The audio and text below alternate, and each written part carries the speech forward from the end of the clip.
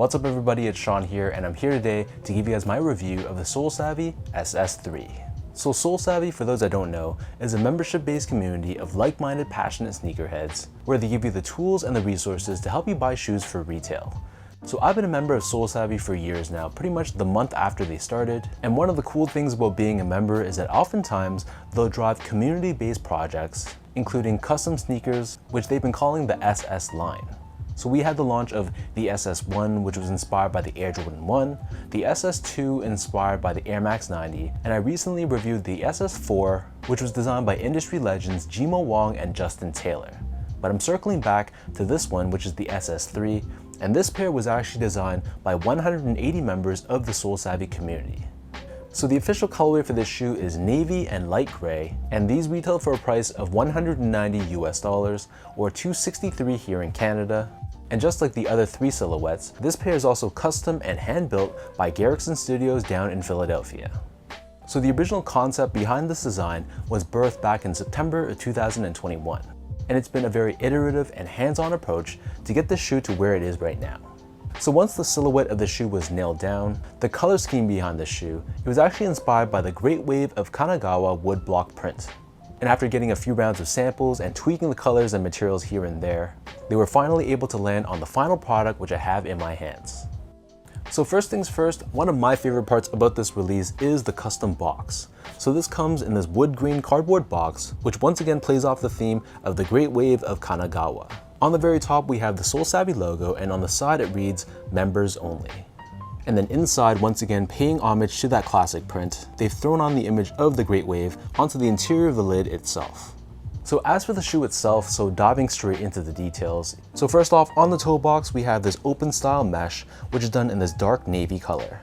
Right above this, on the U-throw area of the shoe, we have this pink colored leather, which feels like it's very nice quality to the touch.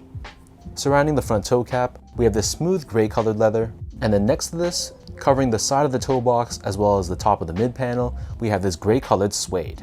And if you can see, the shape of this suede almost looks like an abstract S for SoleSavy.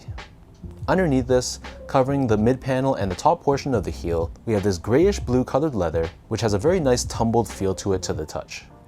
And then covering the bottom of the heel, we have more of that gray colored leather, and above this we have this woven material which is done in this navy blue color. And like I mentioned before, the top of the heel is covered in that tumbled blue leather. As for the laces, so these come with these cream style flat laces, which complements the rest of the colors of the shoe perfectly. Underneath this, we have a full leather tongue, which is once again done in that grayish blue colored leather, and at the very top, we have the SoleSavy logo in white. The back of the tongue and the interior of the shoe, this is lined in a very soft navy blue colored nylon, and then as for the insoles, these come with their standard foam lined insole. However, they've actually printed on the great wave of Kanagawa onto the insoles themselves. As for the midsole, so you can see that the midsole is painted in this cream or off-white color, and this, to my knowledge at least, is just standard EVA foam. Underneath this, however, the shoe sits atop an actual Vibram Outsole, and the color of choice for the outsole is a pale light blue color. And you'll see we have this diamond-shaped traction pattern along with the Vibram logo right in the middle. So that breaks down the look and the construction of this pair. And for those wondering about sizing, so first off, this shoe only comes in full sizes, which could be a good thing or a bad thing depending on your foot size. So I'm a true size 10, slightly on the wider side. I got these in a size 10, and they fit me pretty much spot on. I feel like if you like more of a snug one-to-one fit, you can probably go a half size down as well.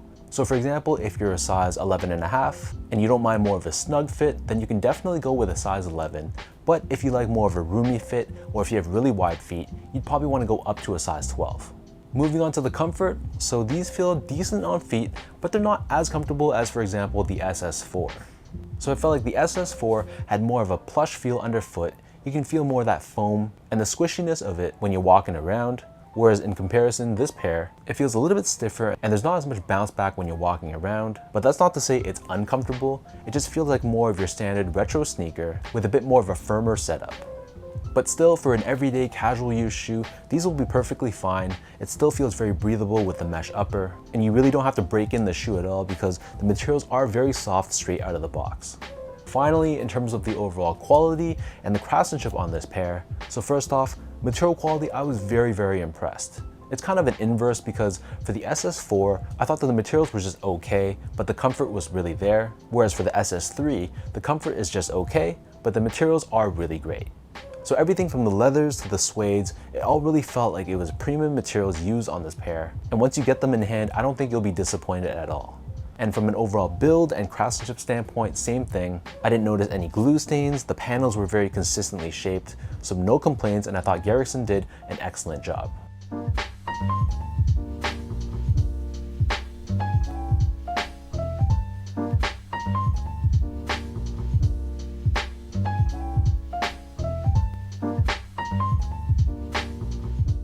So with all that out of the way, now let me toss these on feet and I'll show you guys how these look.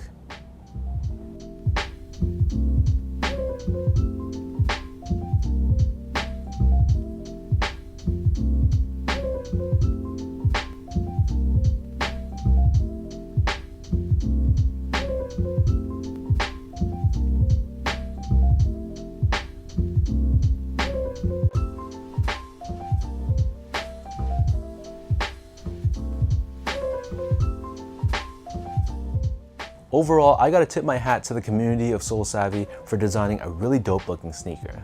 I think design-wise and from a color choice perspective, this one is better than the SS4, and the fact that Gerrickson gave us very premium materials really just took it to the next level for me. But I wanna know what you guys think. Let me know in the comment section down below, what do you guys think of the design and the colorway of this SS3? Is this a shoe you think you could pull off, or are you not feeling the design and the colors and this is not your cup of tea? If you guys like this video, be sure to like, comment, and subscribe to my channel if you haven't yet. You can follow me on my Instagram page at sgo8, follow me on Twitter at sean.go, and visit my website as well at seango.ca. So until next time, thank you so much for watching. Hopefully you guys enjoyed this video, and I'll catch you guys all in the next one.